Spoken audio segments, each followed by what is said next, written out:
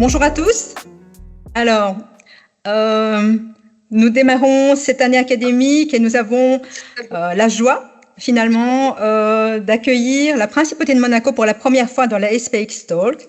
Et pour cela, nous avons avec nous Madame Rousseau de Sévlinges, qui est la directrice générale du centre hospitalier Princesse Grace, qui est un hôpital public de la Principauté. Et de la même manière que depuis qu'elle est directrice générale dans cet établissement, elle s'est lancée dans la modernisation de l'organisation, des infrastructures et du management. Elle s'est lancée avec toutes ses équipes aussi dans l'expérience patient. Et c'est ce qu'elle va nous présenter ici sur les 20 minutes que nous allons partager avec vous finalement. Et donc, au bout de cela, eh bien, comme d'habitude, vous aurez vraiment cette opportunité, et c'est le but des SPX Talk, de poser les questions en direct, donc soit directement à Madame Rousseau de Sévlinges, soit pour les plus timides, les inscrire dans le chat, et nous nous relayerons pour pouvoir partager vos différentes questions. Donc, n'hésitez pas, et je laisse tout de suite la parole à Madame Rousseau de Sévlinges, que je remercie d'être parmi nous. Merci beaucoup. Bonjour à tous et merci de me consacrer un petit peu de temps dans cette semaine de rentrée que j'imagine sportive pour chacun d'entre vous. Je souhaite vous faire part d'une démarche que nous avons menée l'an dernier au CHPG, qui est le Challenge Expérience Patient et qui nous a donné beaucoup de satisfaction, à la fois côté direction mais surtout dans les équipes. Diapo suivante, s'il vous plaît. Donc, je me présente, Benoît Rousseau de Sévlinges, je dirige le centre hospitalier Princesse Grace depuis 2018 et je travaille dans cet établissement depuis 2009, ce qui me donne une connaissance assez importante de ses organisations, de ses contraintes et surtout de ses atouts. Cet établissement a la particularité d'être le seul établissement de santé publique du pays, qui est la belle Principauté de Monaco, ce qui nous donne un panel de missions extrêmement large, puisque nous assurons l'ensemble des missions de service public que l'on peut imaginer. Nous travaillons sur 3 sites. Le site principal, qui est celui de l'hôpital et du centre de gérontologie clinique René 3, et nous avons 2 maisons de retraite, la résidence à Kitchidine et la résidence du Cap Fleury. C'est un établissement de 850 lits et places, dont dont 350 lits environ de MCO, et un nombre équivalent de lits dévolus à la filière gérontologique pour 2700 agents travaillant en équivalent temps plein. Diapo suivante, s'il vous plaît.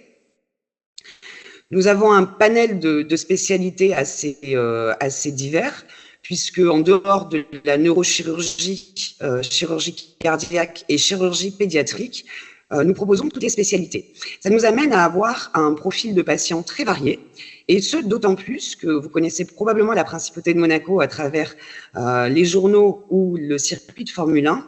Vous connaissez probablement moins l'attractivité économique de Monaco, qui fait que nous avons une patientèle avec des origines très variées et puis des niveaux sociaux très variés, donc des attentes et des besoins très différents auxquels nous nous devons de répondre au-delà, bien sûr, de soigner nos patients.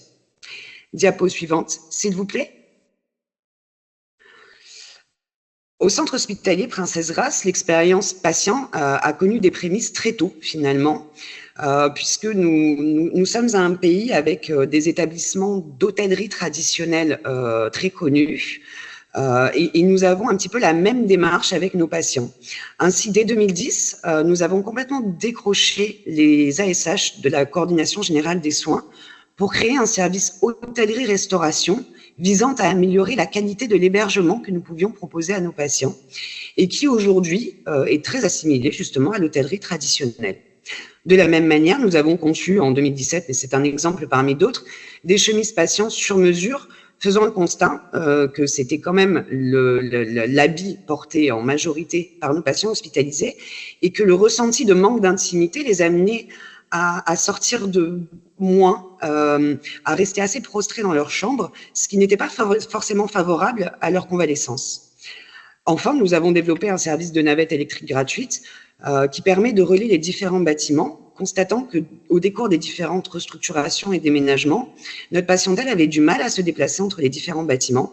C'est aujourd'hui un service qui est très apprécié, notamment dans les périodes de canicule que nous pouvons connaître.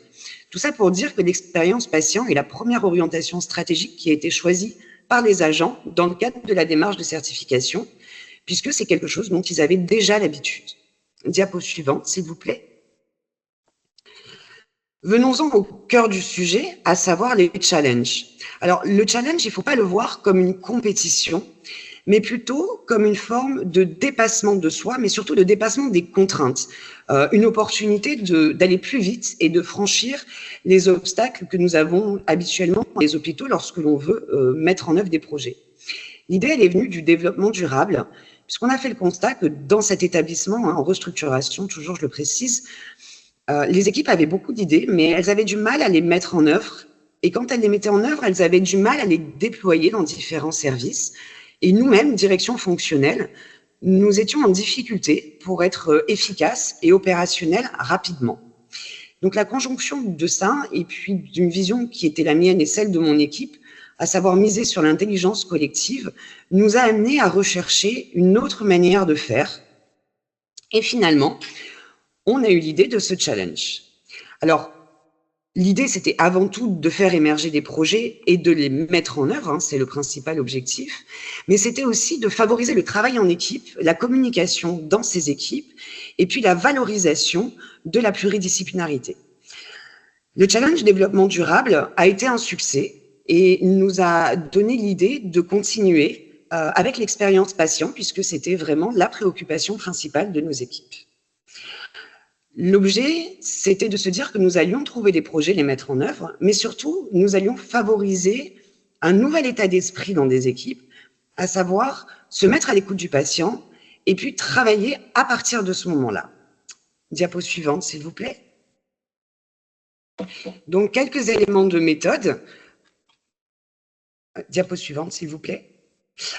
Quelques éléments de méthode. Donc, le challenge, il a été lancé à l'été, donc c'est un appel à projet en tout début d'été. Pourquoi? Parce qu'on sait que c'est des moments un petit peu plus particuliers où les services sont un petit peu moins pleins et donc les équipes ont davantage de temps pour échanger. Un cadre coordonnateur se mettait au service des équipes pour les aider. L'objectif, c'était qu'on n'ait pas seulement des cadres de santé qui puissent présenter des projets, mais aussi des aides-soignants, des infirmiers, des ouvriers, et on a même été jusqu'au personnel de la crèche. Donc, on a souhaité les accompagner avec la méthode et puis avec les critères d'évaluation dont on leur avait fait part pour qu'ils aient un petit peu une idée de la manière dont on allait évaluer leur projet. À la fin de l'été, c'est des présentations orales qui ont été faites entre midi et 2, avec un public libre. Alors, c'était assez rigolo d'ailleurs, puisqu'on avait les supporters pour certains projets. Un jury pluridisciplinaire qui réunissait la direction qualité-gestion des risques, la direction des opérations, mais aussi un représentant de la Croix-Rouge, puisque la Croix-Rouge est l'association la plus présente au sein de nos services, un cadre de santé retraité, on avait envie d'avoir sa vision des choses, un praticien hospitalier, naturellement, et puis moi, directeur de l'établissement. Finalement, 35 projets ont été présentés pour 85 participants et je vous avoue qu'on s'est un petit peu décroché de ces critères parce que certains projets ont déclenché chez nous un enthousiasme et une envie de les accompagner qui explique la démarche suivante. Diapo suivante, s'il vous plaît.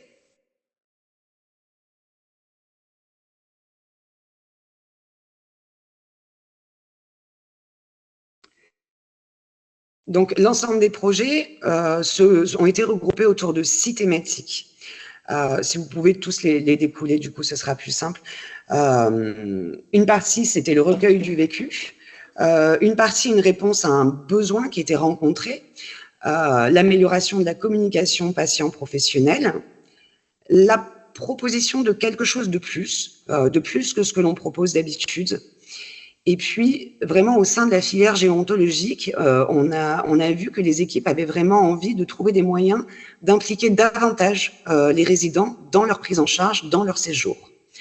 Et enfin, comment améliorer l'information que l'on donne aux patients, surtout dans les services où plusieurs spécialistes interviennent. Tous ces éléments-là sont venus de l'expression des besoins et des attentes des patients. On a vraiment demandé aux agents et aux équipes engagées de se mettre à leur écoute et pas d'imaginer ce que les patients voulaient. Diapo suivante, s'il vous plaît. Donc, si vous pouvez décrocher toutes les animations. À la fin, on n'a pas eu envie de primer seulement les 3 premiers. On a eu envie de donner davantage de prix pour valoriser ce qui avait été fait par les équipes. Il y a encore des animations, s'il vous plaît. Avec des prix d'innovation, puisqu'il y avait certains projets qui nécessitaient des innovations technologiques que nous ne serons pas à même de mettre en œuvre tout de suite, mais plutôt en perspective du nouvel hôpital qui ouvrira dans 1 an et demi. Des démarches que l'on a voulu saluer, puisqu'elles mettaient vraiment le patient au cœur de la prise en charge et de l'organisation même de l'équipe. On a eu une implication incroyable des équipes d'urologie qui ont présenté 3 projets. Alors, on a eu envie de les récompenser tous ensemble par des récompenses qui n'étaient pas des objets, mais des expériences qui ont été proposées par nos partenaires, des visites guidées au musée, des places pour les matchs de foot, évidemment, mais aussi la direction des affaires culturelles qui nous a proposé des places d'opéra et de théâtre. Et puis, la semaine prochaine, notre équipe d'urologie bénéficiera d'une croisière à la découverte des fonds marins avec le champion d'apnée Pierre Frolat. Diapo suivante, s'il vous plaît. Si vous pouvez passer les animations à chaque fois des diapos. Donc, le premier regroupement de projets dont je peux vous parler, c'est celui du recueil du vécu. Donc, en fait, ce sont des équipes qui se sont interrogées sur des modalités un petit peu innovantes de la manière dont on pouvait recueillir le vécu du patient au-delà du questionnaire de satisfaction traditionnel, avec, par exemple, le patient mystère, donc inspiré des codes de l'hôtellerie traditionnelle, comme je vous disais. On va téléphoner, enfin, on va repérer un patient et tout au long de sa prise en charge, il va avoir des critères d'évaluation. Et puis, ce sont des entretiens téléphoniques qui vont intervenir le jour même. Et puis, au fur et à mesure de sa prise en charge, on choisit des patients qui ont des prises en charge un petit peu longues, avec une analyse patient mystère, exactement comme on peut retrouver dans la restauration traditionnelle. Diapo suivante, s'il vous plaît. L'information donnée aux patients également. Alors, comment améliorer cette information? C'est beaucoup de projets qui ont cherché l'utilisation de la vidéo, la création de carnets de bord sous forme de papier d'abord ou pour les personnes âgées sous forme d'application pour aider le patient à mieux comprendre l'information qui lui est donnée et à mieux l'assimiler avec sa famille lorsqu'il rentre à domicile, en amont ou en aval de sa prise en charge. Diapo suivante, s'il vous plaît.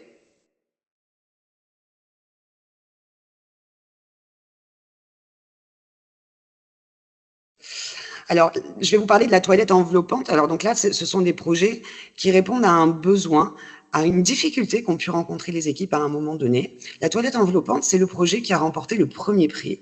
En réalité, ce sont des aides-soignantes en unité de soins de long séjour qui se sont trouvées face à une résidence extrêmement algique qui refusait les soins de toilette tellement ils étaient difficiles à vivre pour elles. Et qui étaient vraiment en difficulté dans leur manière de travailler. Alors, la cadre de santé à qui elles en ont fait part a fait des recherches, a trouvé sur des sites québécois cette modalité de soins d'hygiène. Et puis, elles ont travaillé en équipe, elles ont travaillé avec la patiente, avec sa famille, pour mettre au point cette technique qui a permis à la fois pour la patiente, bien sûr, de recevoir ses soins, de recevoir aussi beaucoup de bien-être et d'attention, et puis pour ces aides-soignantes de se sentir mieux dans l'exercice de leur métier. Diapo suivante, s'il vous plaît. Une partie des projets qui répondaient à une demande de mieux communiquer entre les patients et les professionnels. Alors, par exemple, en spécialité médicale, c'est un petit peu le retour du panneau au pied du lit, sauf que ce sont des équipes d'aides-soignantes et d'infirmières qui ont proposé la création d'un panneau très simple avec quelques informations élémentaires qui seraient positionnées face au lit du patient et qui serviraient en fait de base de communication avec les équipes ou d'information aux familles, par exemple. Alors, sur ces panneaux, on va retrouver l'humeur du jour. Comment vous sentez-vous ce matin, madame? Les rendez-vous médicaux du jour. Et puis, un espace libéré pour les familles, pour que les familles, elles, puissent poser des questions, pour que le patient, lui, puisse poser des questions. Parce que finalement, les équipes disaient que lors de la visite, souvent, le patient ou la famille est impressionné et elles n'osent pas poser la question ou elles oublient de poser la question qui les préoccupe à leur médecin. Diapo suivante, s'il vous plaît. un plus bien-être, donc les équipes qui ont souhaité réfléchir à ce qu'elles pouvaient mettre en œuvre pour améliorer la prestation, entre guillemets, qu'elles donnaient à leurs patients pour la filière gérontologique, mais aussi aux agents eux-mêmes. Je vais vous parler là du projet des ambassadrices de la crèche, qui en équipe ont souhaité proposer davantage aux patientes, à leurs clientes, entre guillemets, qui sont en réalité nos agents. Alors, il s'agit d'un accompagnement extrêmement proche avant l'accouchement, mais aussi d'un bain qui est donné au bébé avec la maman, avec des soins spécifiques, adaptés, après la naissance et avant l'admission à la crèche. L'idée, c'était de permettre à nos agents de mieux vivre leur maternité et leur début de maternité, comme on le propose finalement à nos patientes. Diapo suivante, s'il vous plaît. D'autres plus bien-être, par exemple, la bulle bien-être, eh bien, c'est la cadre de chirurgie qui a souhaité proposer avec ses équipes un espace bien-être pour les patients. Alors, on y fait de l'hypnose, on y fait de l'aromathérapie, on y fait aussi de la lecture, tout simplement, des petits massages pour les patients, pour leur famille, et puis parfois aussi pour les agents. Diapo suivante, s'il vous plaît. On a noté dans la filière gérontologique, notamment, une envie d'impliquer davantage le résident dans son projet de vie, et je dois dire dans son projet de fin de vie. Donc, dans les USLD, on a créé le projet de vie personnalisé. Le projet de vie, comme on a le projet de naissance, finalement, le projet de vie, il est construit par toute l'équipe qui va prendre en charge le patient, depuis l'aide-soignante au kiné, en passant par le praticien et l'hôtelier, et puis le résident naturellement, mais aussi sa famille. Ce sont des échanges et des discussions, et l'on se met d'accord sur ce que l'on veut pour le cadre de vie du résident, la manière dont on va le prendre en charge, et puis l'amener jusqu'au bout. Diapo suivante. Voilà, vous l'aurez compris, le challenge expérience patient, c'était pas seulement un concours qui visait à donner un prix à la meilleure équipe et au meilleur projet. Ce n'est pas seulement un moyen de faire émerger des projets très rapidement, puisque là, sur les projets que je vous ai présentés, plus de 60% sont déjà mis en œuvre et les autres le seront d'ici la fin de l'année. C'est surtout une manière d'impliquer les équipes, de les valoriser, de leur donner aussi la satisfaction de voir leurs idées être mises en œuvre, être écoutées par la direction. On se dit souvent que la direction n'a que des priorités. Eh bien, nos priorités, ce sont celles des professionnels. Et puis, pour l'établissement, les avantages ne se comptent pas, puisque nous avons relancé dès cette année le challenge innovation, cette fois, puisque c'est notre 3e orientation stratégique, et que l'on a souhaité, avant l'entrée dans un nouvel hôpital, innover dans nos organisations et peut-être par ailleurs.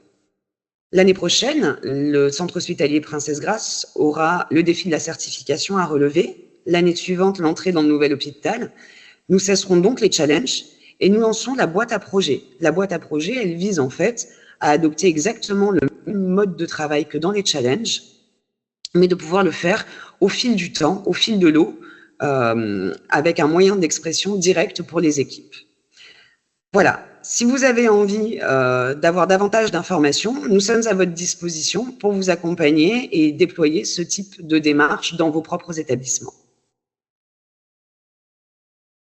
Madame Rousseau de Sévelin, merci parce qu'en plus vous avez absolument tenu le timing, donc c'est magnifique.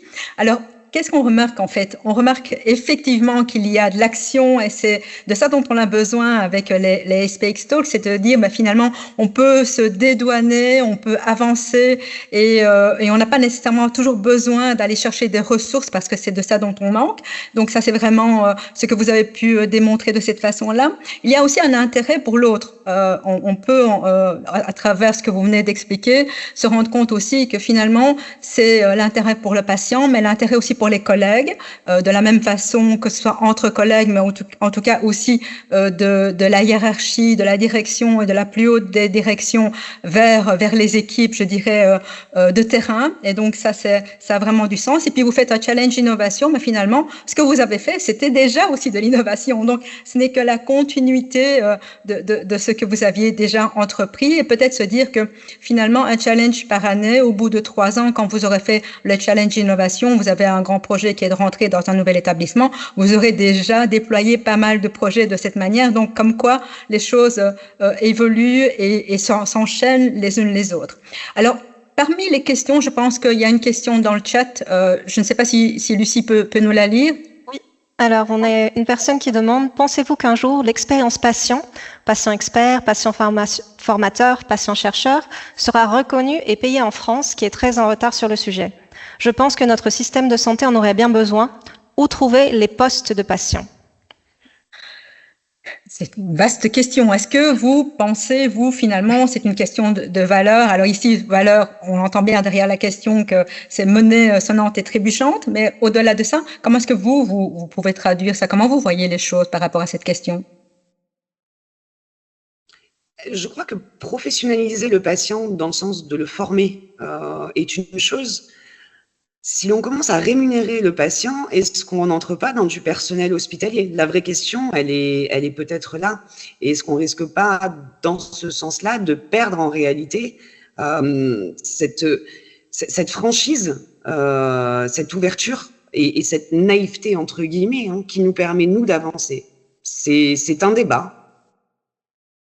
Absolument, oui. C'est un débat qui mérite d'être soulevé. Je pense qu'on a déjà soulevé cette question à plusieurs reprises et il y a matière à dire là derrière. Moi, je me demandais, en attendant éventuellement, n'hésitez pas s'il y a d'autres questions, je me demandais, en tant que directrice générale, si vous aviez un conseil à donner aux autres directions et aux autres directeurs généraux, ce serait lequel par rapport à ce que vous venez de décrire? Vous savez, c'est toujours la sempiternelle question de, il y a plein de choses à faire et donc comment passer à l'action. Donc, quel serait le seul conseil que vous donneriez? Moi, je crois qu'il faut revenir au terrain. Plus on est haut, et haut, quand je dis haut, c'est loin finalement du terrain, et plus il faut prendre le temps d'y revenir, à l'écoute du patient et à l'écoute des agents.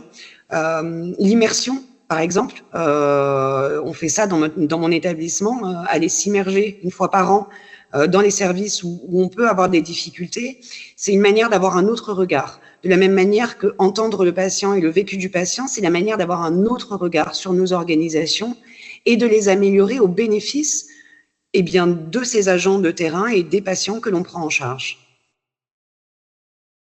Je pense qu'il y a une main qui est levée. Oui, on avait Corinne Grenier. Voilà. Oui, merci. Bonjour à tous et merci Madame pour cet exposé très clair et puis réjouissant. Donc voilà, bravo pour cette initiative. Je voulais savoir, pour des patients, s'exprimer, enfin quand on est sur le registre, ce qu'on appelle les savoirs expérientiels, savoir quoi dire, savoir le dire, comment le dire, quand le dire, enfin tout ça, ça demande une prise de parole qui est pas forcément naturelle quand on est en contexte hospitalier, enfin voilà, c'est pas forcément naturel. Puis comme vous dites très bien, on n'a pas, jusqu'à maintenant, on n'a pas eu dans ce genre d'institution l'habitude de leur demander ou de leur donner la parole. Dès lors, est-ce que en amont ou en parallèle, vous avez accompagné les patients à savoir exprimer leurs souhaits, leurs attentes, leur fameuse expérience, ou est-ce qu'entre eux, ils ont un petit peu échangé là-dessus, voilà. Est-ce qu'il y a eu de cet accompagnement à faire de ces patients des patients qui pouvaient rendre compte de leur expérience, ce qui est pas naturel, ce qui est pas automatique et qui demande un accompagnement, qui demande des efforts? Alors, on a raisonné à l'envers. Comme je vous disais, moi, il me paraît essentiel de garder une certaine naïveté, et vraiment au sens biblique du terme, une certaine naïveté chez les patients. En revanche, on a formé les agents à l'écoute active. On a formé les agents sur des techniques de recueil d'avis, d'opinion. Et c'est plutôt par ce biais-là qu'on a essayé d'avoir le ressenti simple du patient.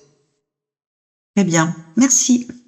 Et je rajoute que ces formations-là, elles ont été extrêmement utiles aussi collectivement, puisque finalement, une fois que les équipes ont été formées à l'écoute active du patient, eh bien, dans le collectif, ça a fonctionné également. Oui. Alors, j'ai une autre petite question très rapide. Là, vous avez parlé, donc, à un moment donné, s'est réuni un comité de sélection des projets, enfin, quelque chose, je sais pas comment il s'appelait exactement, mais vous l'avez dit, de cet ordre-là.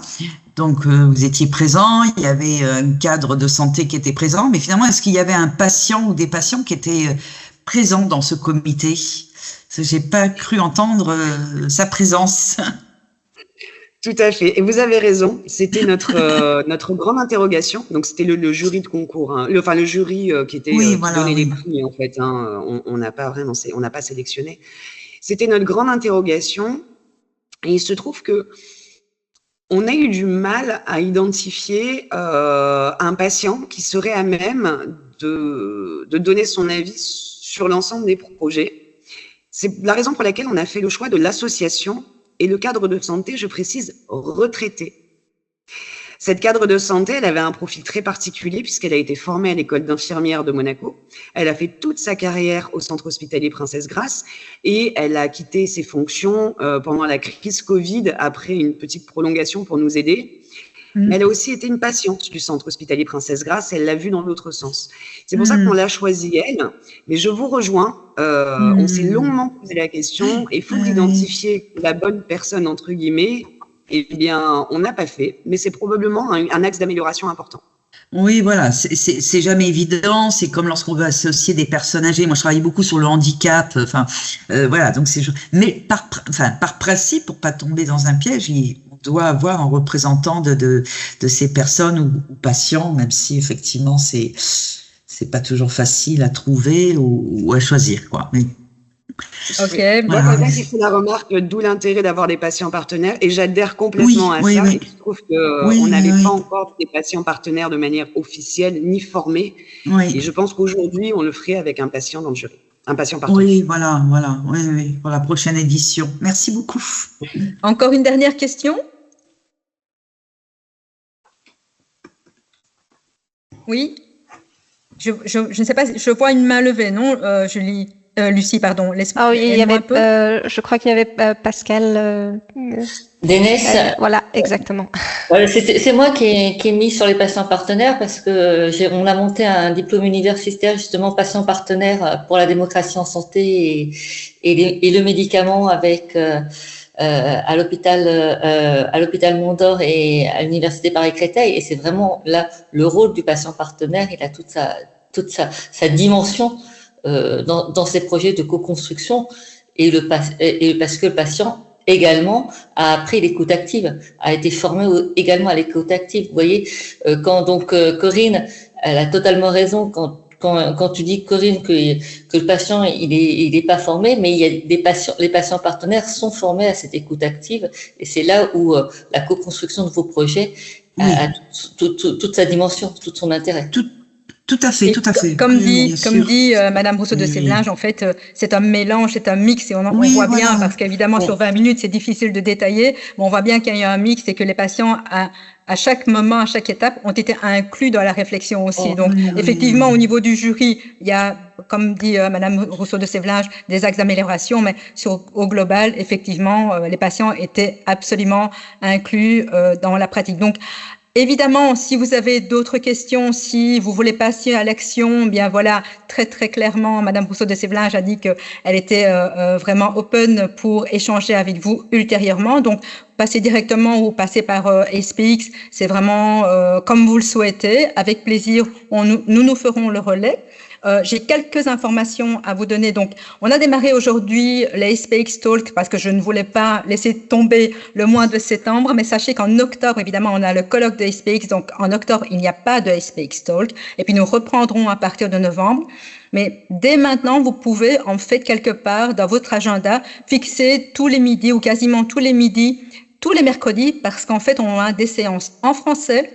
Alors, pour ceux qui parlent d'autres langues, comme SPX est international, en anglais, en espagnol et on aura aussi des sessions qui seront vraiment, vraiment concentrées sur la technologie et l'expérience patient. Donc, je vous invite vraiment à vous dire que, voilà, ça ne mange pas de pain, comme on dit, de bloquer les mercredis midi, sachant que si vous êtes libre, vous serez les bienvenus dans les séances qui viendront à partir du mois de novembre, je dirais, en chaîne. Le prochain SPX Talk en français, alors, ce sera en novembre, comme je viens de vous dire, et ce sera Stéphane Waag que nous accueillerons, qui nous parlera de paire aidance. Alors, c'est pas exactement la même chose que le patient partenaire, c'est un peu différent, mais la paire aidance a vraiment le vent en poupe et pas seulement que dans la santé mentale. Donc, nous parlerons de ça de cette manière à partir de novembre. Et je viens de voir encore peut-être une main, c'est possible ou pas? Ou alors, c'est moi qui n'ai pas bien vu? Non, simplement des alors, commentaires on peut clôturer ici. pour remercier. Madame Rousseau de Séblinge, vraiment merci. Et une dernière, petite question qui va prendre 2 minutes avant de vraiment clôturer. Comment est-ce que vous, personnellement, vous voyez l'expérience patient? Mais vraiment, à votre niveau, à vous, je ne parle pas de l'établissement. Comment est-ce que vous voyez l'avenir de l'expérience patient dans les 5 années? En 1 minute, comme ça, on clôture juste après votre réponse. Je crois que c'est une marche en avant qui ne va pas cesser et que ça va être vraiment le fondement de la transformation de nos organisations, soignantes et non soignantes. Le progrès de la médecine va très vite, le progrès de la médecine, il est là. Pour autant, on a encore beaucoup de choses à apprendre des besoins de nos patients pour pouvoir les satisfaire de mieux en mieux, mais aussi être plus efficients nous-mêmes. Et cesser de faire des choses parce qu'on pense qu'elles sont bonnes et y consacrer des ressources et de l'énergie que l'on pourrait consacrer par ailleurs. Donc, je pense que l'expérience patient et le recueil du vécu vont devenir les leads de la transformation de nos organisations à l'avenir. Tout grand merci. Merci à toutes vos équipes finalement. Bravo pour ce que vous avez fait. Et je vous donne rendez-vous soit au colloque à tous, soit au mois de novembre pour le prochain SPX Talk. Merci beaucoup. Bon appétit pour ceux qui vont manger et à bientôt.